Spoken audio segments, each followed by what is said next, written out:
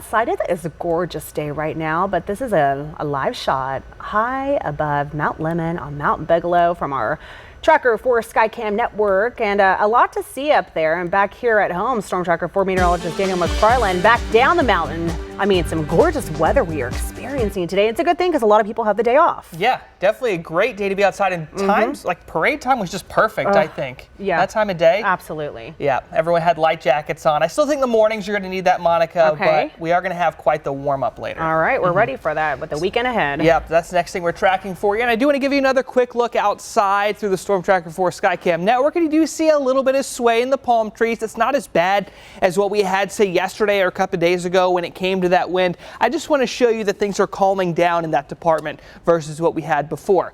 It was at 10 miles per hour not too long ago, now dropping down to 6, and it should be calm for the overnight hours, which is definitely going to be some good news there. 69 is your current temperature. It is clear around the city for now, but that's not going to be lasting throughout the entire day. In fact, as we work our way past about 10 or 11 this evening, I am expecting these temperatures to really be impacted by these clouds passing us by, because you can see it's going to be pretty heavy in some spots. Whenever you see clouds during the overnight hours, it tends to hold up your temperature a little bit, so that is going to give us a pretty warm setting for tomorrow morning, at least compared to what we otherwise would see. So instead of dropping down to around 40 or 41, which is what you'd be expecting, most of us around Tucson will drop down to say around 45, 46 degrees, which will eventually lead to a high around 78. So if you are planning to go to the rodeo, keep in mind these next 3 days, no good chance of rain out there, which is good because I know in years past we have kind of run into rain around rodeo time. This is going to be your big impact for the rodeo, though. It's going to be the heat. There's a good chance that both Saturday and Sunday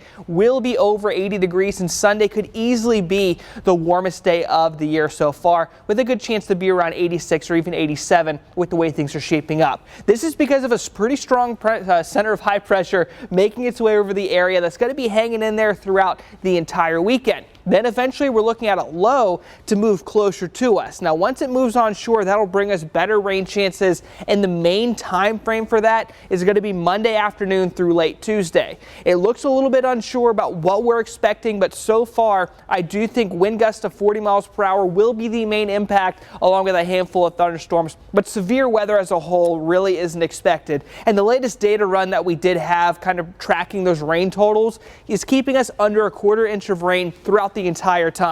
We're going to be wrapped up by the system by Wednesday at noon, and I do think most of us are going to be staying under a quarter of an inch of rain, at least with the way things are looking right now. And if there's any thunderstorms at all, spots like Safford, Oracle, or Tucson, I believe have the best chances. Higher elevation spots, potentially like the Catalinas, could be seeing that as well.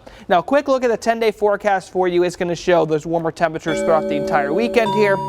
Now, Monday and Tuesday, thankfully after the rodeo is over, we will be looking at those rain chances passing us by, wrapped up by Wednesday at noon at the latest, but for a majority of us, it's going to be nice and sunny that day. You're also expecting 78 for a high on Thursday, and getting back into the 80s for the following weekend after that, Monica. You have 80, then 82, and then down to 75 afterwards. It definitely kind of feels like spring did come early this year with the way these temperatures are shaping up.